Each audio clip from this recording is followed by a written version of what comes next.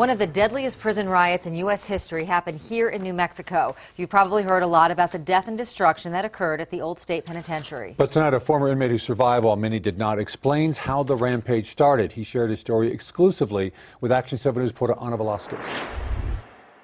In 1980, Gary Nelson, a convicted bank robber, escaped from another state prison. When police caught up with him in New Mexico, prison officials held him at the state penitentiary in cell block 2. What's it like to be back here? I'm kind of over it. I've moved on in my life. It's good to know that I can leave at any time. In the early morning hours of February 2nd, 1980, he says some inmates were getting drunk on homemade alcohol. One prisoner had an idea. Jumped up and had been drinking, said, look, when they come to count, if they leave that door open, we're going to jump them and take over this place. They were the prison guards, but Nelson didn't believe that inmate. I'd been in prison before I got here, and it happened, usually what happens is nothing. Nelson wasn't sentenced to serve time here. He was just waiting to be transferred to another prison. On February 2nd, 1980, this was his 30th day. Gary, was it just unbelievable? It's surreal. It really is surreal. I could say that most of the time I'm just apprehensive. I can't say I'm scared. Action 7 News was on scene during the 36-hour ordeal, covering the riot from the outside. 10-9.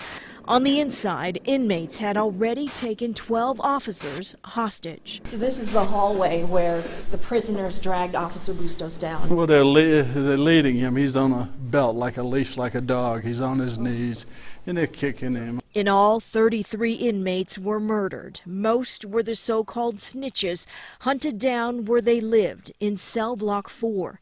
Countless others were injured. You have people running around out here, stabbing people to see what it feels like to stab people. You got people stabbing dead bodies. I mean, it's nuts here. But Nelson says even more fear set in when they thought police and the National Guard were going to storm the prison. So, I mean, you're always fearful, but we just said, well, what can you do? I just couldn't bring myself to walk up there to the gate and saying I surrender. I mean, I was where I was supposed to be, and if they wanted their prison back, they could come get it any time they wanted. Eventually, Nelson and other surviving inmates did surrender. And as tough as it is to walk us through this dark piece of New Mexico history, Nelson says his story and others needs to be told. I mean, what happened here was a tragedy. We don't want to be doomed to repeat the same mistakes of the past. Survivor stories are captured on new videos now being shown during tours of the Old State Penitentiary. Ana Velasquez, KOAT Action 7 News. Now, after Nelson finished serving his time, he went on to be a criminal defense attorney. He is now retired.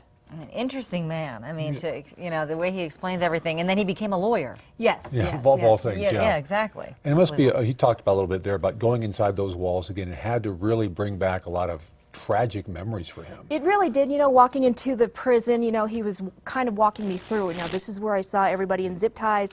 This is where we saw this happening and that happening. And that's why I asked him, do you like being back here or not? And he goes, you know what? I like being here, but I know I can leave anytime I want now. Yeah, different from last time. What a perspective. The doors shut and the prisoners are inside. They don't get out. That's for sure. Thanks. The Archbishop of